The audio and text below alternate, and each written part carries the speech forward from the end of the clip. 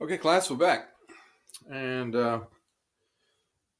I left off on inspections, and I was about to say that the chapter on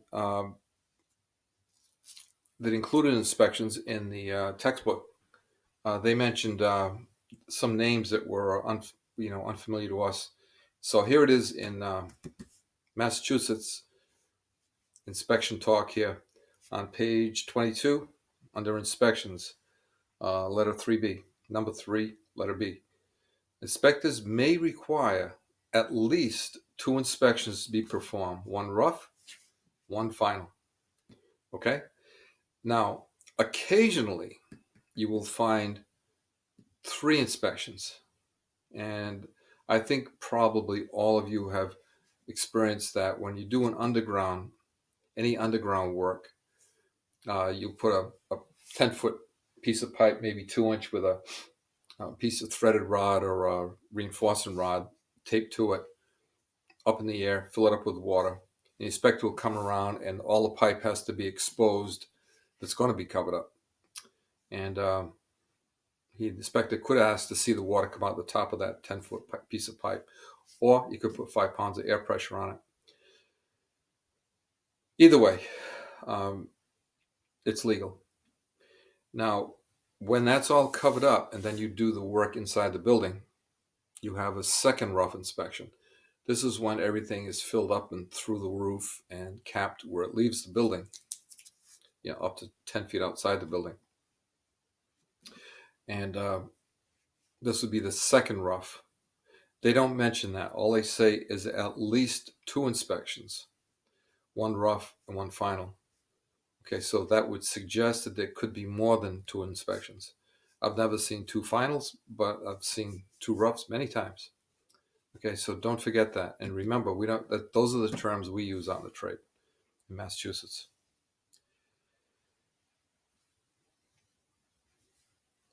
And they mention again about 2 working days for the inspector to get himself out there to see the job. Okay, if you've got a good relationship with the inspector, a lot of times he'll come out if you call before a certain time, like before he goes on the road. A lot of guys will have office hours. We'll say 9 to 10. The inspector, I say he, could be he or she. They're in the office from maybe 9 to 10 or whatever their office hours are. And then again, at the end of the day, they're sometimes there from, we'll say, 4 to 5. All right. Now, I would suggest getting it's just smart business. You're not kissing up. Just get a good relationship going with all the inspectors. All right, don't be a pain in his neck because you're not ready. You don't give much notice. You're always whining about can't you get out there sooner and so on. Be reasonable. Don't be a doormat, but be reasonable and stay on the good side of him. Always be honest with the inspector. And the other one is, and I know I say this all the time, test the work before you call the inspector. Okay, because the time is going to come where you're going to guess ahead that what's going to happen, and you can't tell. Occasionally, something just goes wrong. There's some defective, whatever, and you're just not going to be ready. There's just not enough time, and the inspectors are going to get annoyed. Might even charge you a reinspection fee, and make you wait 2 more business days at least. Okay, so try to do your own inspection before the inspector comes. Your own testing. And it mentions here, he's got 2 working days, and it says here that your work shall not be covered until it's been tested, if required by the inspector, which they do. I can't remember any time when they said not to test it. And if it is covered, I'm reading this on page 22. Here it is in writing. The work is directly affected. The new work is covered, shall be uncovered for inspection. All right, this happened to me once with a very tough inspector. Uh, who has since passed away many years ago. In fact, I didn't bump into him until around the time I started teaching, or maybe just before, but I was still working for a number of years afterward.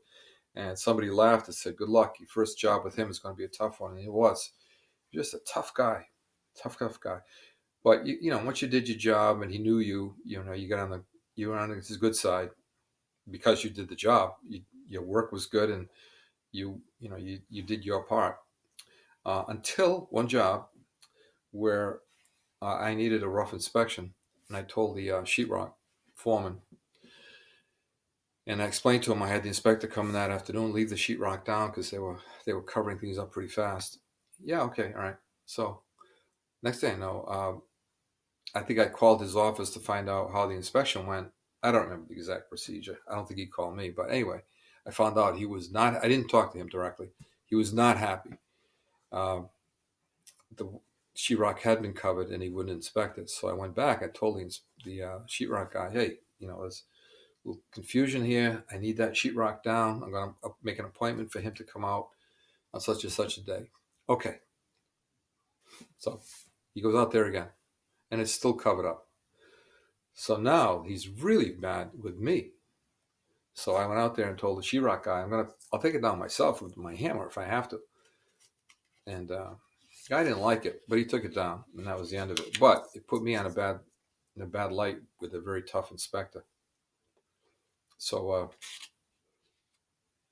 always call for an inspection before it gets covered up, and be sure that whoever could cover it up, like the sheetrockers, you tell them face to face. Even then, it didn't work that one time for me. But don't just like leave a note or where it goes from one person to another and eventually to that person, because there might be some problem, and they don't get the word, it gets covered up, and you're in trouble.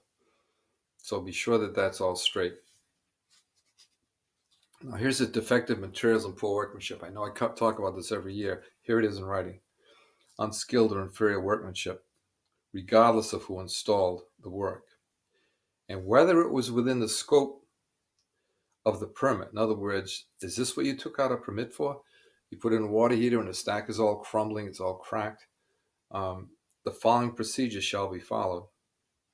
The inspector shall condemn the same affected part or the entire system, which would be the whole house. And the inspector shall order the licensee to remove or correct defective parts or unskilled or inferior workmanship. I don't agree with that. If you're there to do a water heater, the inspector, if he's got a problem, he can deal with the owner. I'd be happy to be the go-between. Wouldn't like it, but tell the owner, he can deal with the owner. I am not going to correct a problem at my expense that I had nothing to do with. So I wouldn't worry about that. I don't even know why it's worded like this. Here's my advice to you. You go to a job, even as a moonlighter, and you see something that is really bad, like flat out dangerous, smoke pipe missing, or that would be like the worst case, or gas leaking, and it was more than tightening something up, something corroded. Like I said, the smoke pipe missing, water heater dripping, something different from what you're there for. Tell the owner, you better get this fixed, because it's either going to cost you a lot of money in damage, or you're going to have trouble with the inspector, right? So especially if it's a legal job where you're going to have an inspector on the job. So let the homeowner know. Do them a favor. Let them know that they got a problem, even if it's not something that you were hired to do.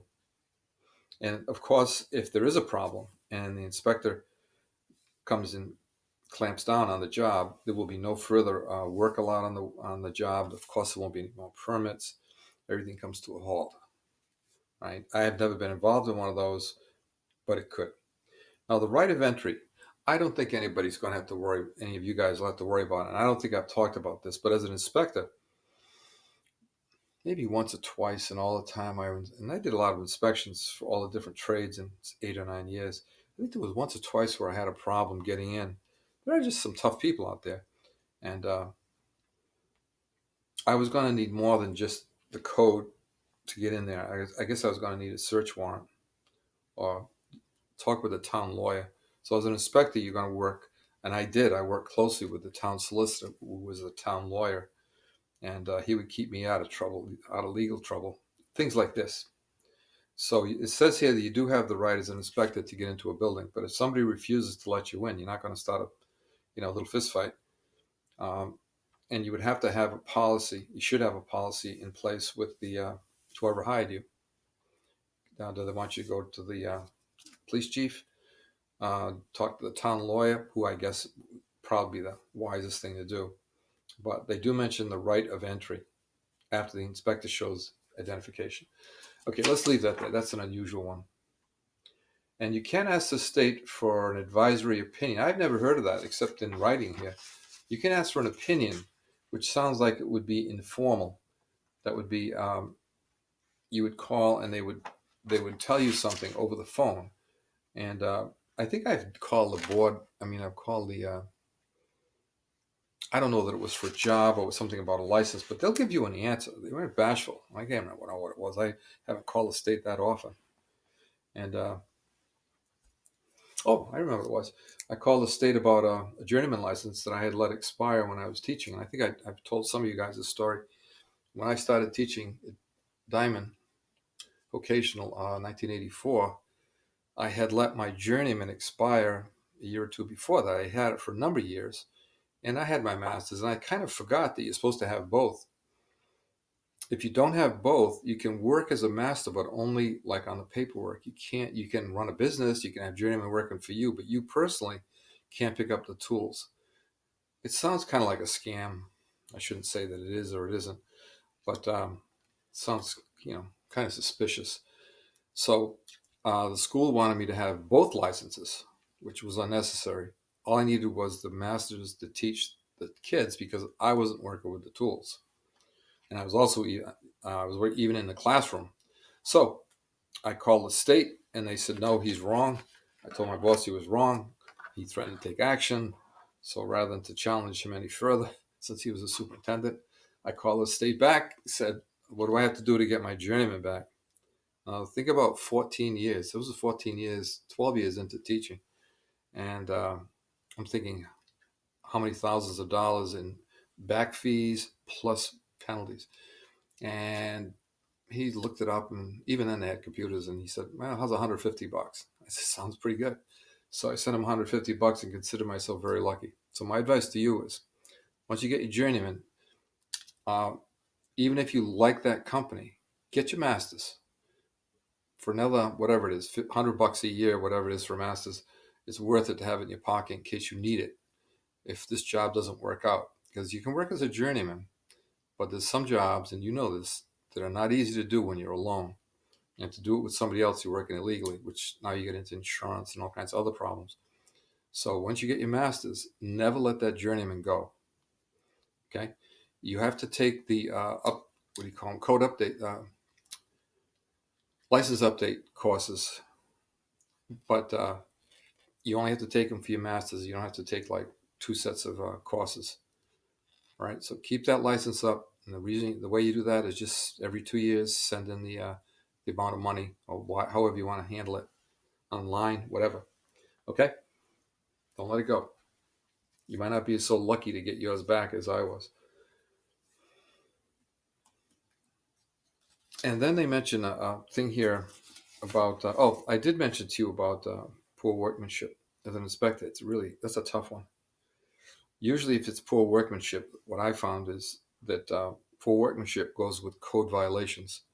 So if the workmanship is really sloppy, it looks like a bad homeowner did the job, what you probably find is the hanger spacing is wrong, the pitch is wrong. There's other technical problems with the job beside it looking so bad, the workmanship being bad. So that's how I usually got around the inferior workmanship. It's really hard to tell somebody the work is awful. Okay, let's see. The opinions we talked about, the appeal. Any person can appeal a decision. To the board. So if you or the homeowner, let's say you don't want to push it because you work in this town all the time, and if you take this inspector to the board, even if you win, you're going to have a hard time in the future. You might win, as they say, you might win the battle, but you might lose the war. So if the homeowner themselves, I would not put them up to this because it would be very obvious what's going on. But it says any person can file an appeal with the board. Okay, and there's fees involved, and you might have to go to Boston for this. And here's the thing you got to realize: if somebody appeals a board's decision, a local inspector's decision, the decision of the board is final. There's no court of appeals. There's no Supreme Plumbing Court. This is it. It's done. And if you just embarrass the local inspector to win this, you might be done also in that town. I never got involved in it, so I'm not talking about myself, but I've heard about occasionally that things go forward like that. Disciplinary action. Okay, here's another one. If you let's say that you have a customer, or let's say not so much your customer. Let's say a person, private person, hires some young guy that not even old enough to have a license. Some kid that just some hotshot just got out of vocational school, say 18, 19-year-old, who clearly doesn't have a license, and a reasonable person would know that. It says here, no person shall aid or abet any plumber or gas fitter to violate the provisions of the code. Nor shall they employ an unlicensed person in the performance of any work that requires a license. So they're very clear on that. If you do hire somebody,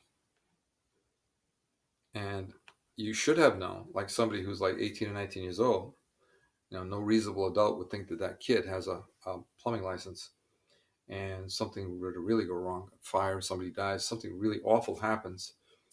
Here it is in writing. The state can come back at the owner, not just the kid that did the job or the adult that did the job. They can come back at you, or the public. So here it is. It's in writing, page 23. The state can come and get you. And here's another one for you to keep in mind. Licensee, you, your journeyman or master, shall not provide any services beyond the scope of their board-issued license. Okay, translation. This book at the beginning, I think it was on page 81. I'll take a quick look here. I think I know where it is. Yep, here it is. Nothing in this code shall be construed as applying to. Here's what's not covered by our license: refrigeration, heating, cooling, ventilation, fire sprinkler.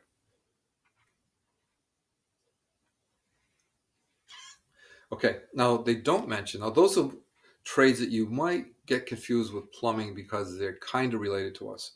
But trades that are not covered, such as even construction, because they have their own license now, but electrical in particular.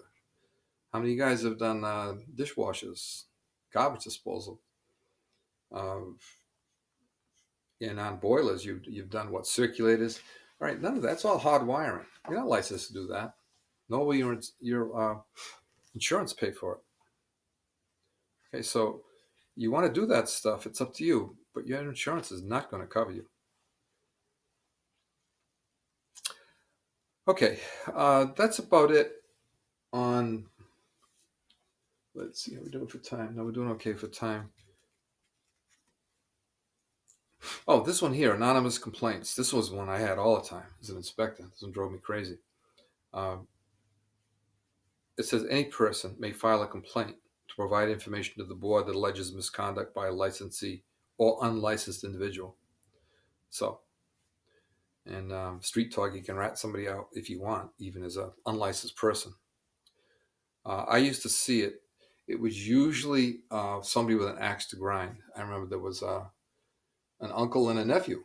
They were estranged. I guess you call that estranged from each other. And competitive, two electricians. One electrician, and no, actually, this was not. They weren't an electrician. They were actually a builder, and he was employing two of his workers, carpenters, to do the electrical and the plumbing. And I was told about it. And some people, when they complain, you guys that get to be inspectors, they will not only rat them out, they will call back and say, "What are you doing about it? What's being done?" So they say here, you may investigate. It should say you will. They told me in Rhode Island, you will investigate anonymous complaints. If you get a complaint, in my experience, I did do a survey. I don't remember any that didn't have some merit. Right? There were none that were. Oh, wait a minute. Yes, there was one. There was one. The guy tortured me. I forgot about him. But that's another story. It's not even worth mentioning. It had nothing to do with plumbing. But most of them had some merit to them, and you should, as an inspector, do yourself a favor. You get a complaint, check it out. Okay, I think that is it on this chapter 3. Let's see. In chapter 4, there was very little. I thought there was more, but there wasn't. Oops, not 4. It's not 4. It's chapter 5. There's almost nothing. Nothing in 4.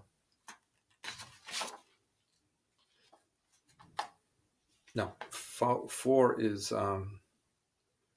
fuel, gas. There really is nothing there. Okay, on chapter 5, very little. I'm just going to fan a few pages here. This is modifications to the gas code.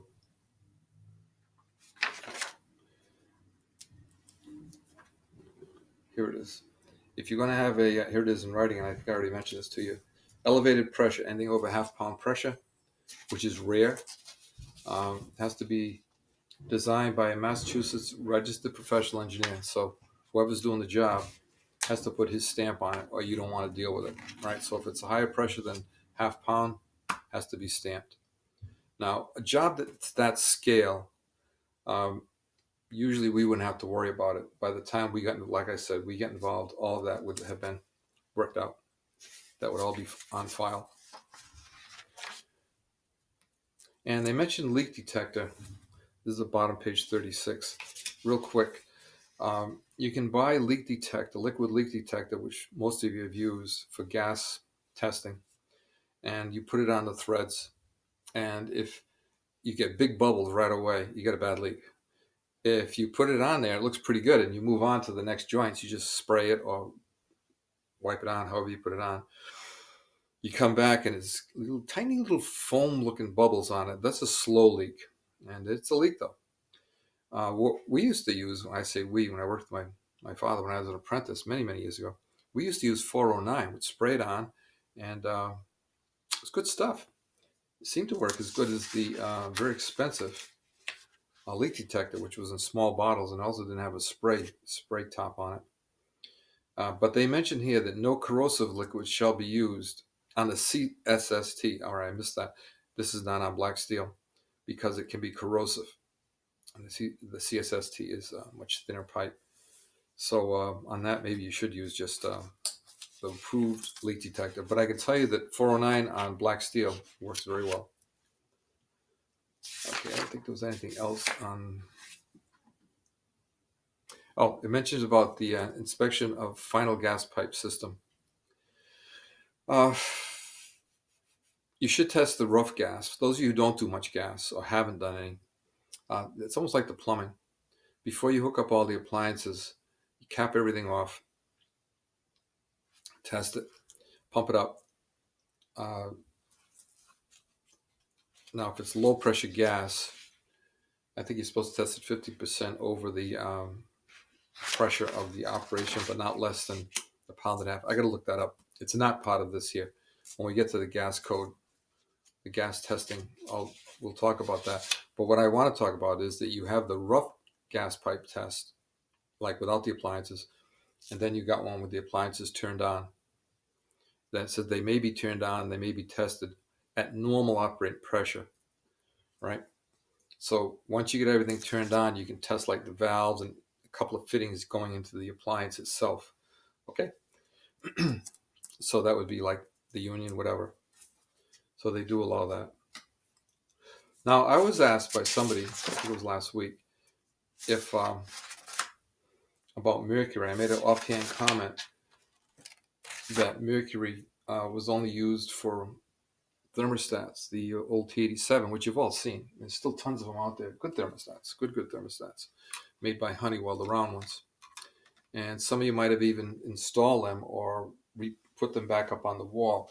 If you do, like, let's say it comes off the wall for whatever reason and you're reinstalling it, or your boss happens to have a few and wants to get rid of them, whatever the case, when you pop the cover off, there's 2 pins that stick out, plastic.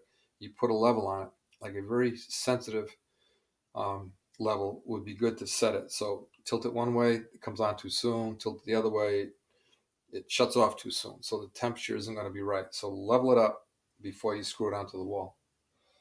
And one screw, you just screw it in. The other one has like a oval slot on it, so you can actually, once you get it level, you can loosen up that screw with the oval slot and move it around a little bit, and then tighten it up.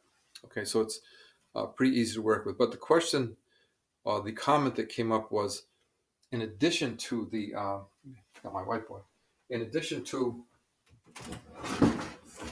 the mercury in a T87, how about the mercury in a test for a gas test? And that's true. A long time ago, I haven't seen that in ages. But the mercury test would be in a tube. Here's the tube. And there would be a bulb on the end of it. And you pump it up. I can't remember this end of it, but I can tell you this here. Green is going to be the mercury. Now, when you pump it up, the mercury would look like this, right? It would be like a crown on the top. Not a word we use every day, but convex means it's like curved up like this. If you got a slight leak, I'll draw it over here. Before this even starts to go down, this is all green in here, of course. At the same point, it would look like this, right? And this would be the same going right across. So in other words, before this starts to actually go down the tube, it goes from convex to flat, and then it goes concave, right? And somebody told me once to remember that. Remember, concave means it's caved in. All right, now that was the old mercury test. And if you've got a boss, been around a while, they work for an old shop, maybe they got the get that mercury test. We always used, well, as long as I was in business, we used air for the test. But this would be the mercury test. But that is true. There was mercury, could be used for testing, and it's still on the books. Don't know if anybody does it.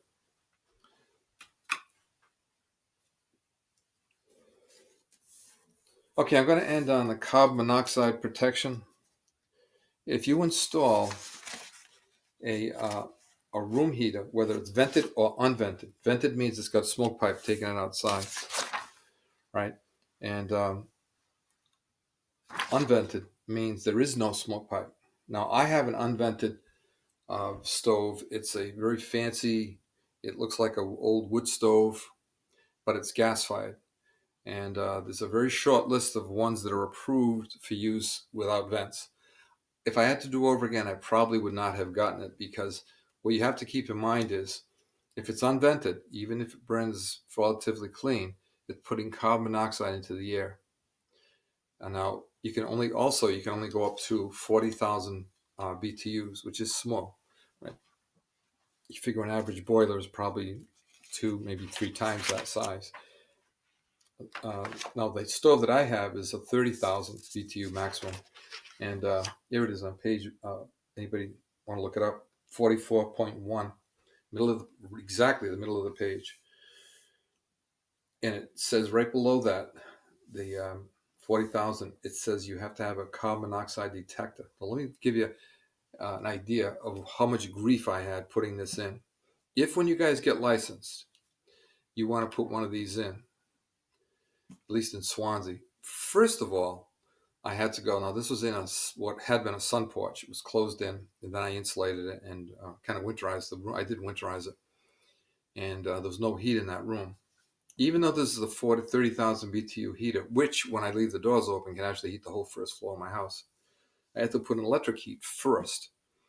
So I had to hire an electrician to come in, take a permit, come in and install a strip of electric baseboard. Right? It really wasn't enough to heat the room, but it had to be done. So he put in a strip of, I think it was 5 feet. And then the inspector came in and inspected it. So this cost me, a couple $100. So then the next step, I had to go get a permit from the fire department for this gas stove. And then I had to get a permit from the town for the stove itself, and I had to bring in a letter showing that this is an approved stove. Like I said, it's a short list of approved stoves in the state. Then when the inspector came out to the job, the fire and the gas inspector came out, and I had to provide another copy that this stove was legal, right? And while I was at it, I provided them with a diagram and the math to show that that room was big enough to supply enough air for that heater, which it was. And we could work that in class. We'll work that one out in class. All right, that there was enough cubic feet of space in that room that if I closed it off, it was going to stay legal, although I never would close it off. Also, you cannot use a unvented heater like that in a bedroom. Okay, it can only be used in like a living room, some other living area in the house, but not a bedroom. All right, so word to the, as they say, word to the wise. Anybody who wants an unvented heater, you're going to have to jump through some hoops, and it's going to be quite expensive. So before you do that, once you get your license, check it out before you start throwing prices out there, because you're going to be losing money on this job if you don't know all the hoops you're going to have to jump through. All right, and like I said, if I had to do over again, I think I would have gone with a vented one. The reason I didn't is because I had glass. There was nothing but glass out in the sunroom, and I really didn't have enough height to get a smoke pipe out. Should have thought of, but I had never put one in before, so I didn't know about all the headaches to get it in legally. Okay, with that, let's head back to the classroom. I'm going to go back live, so I will see you tonight in class.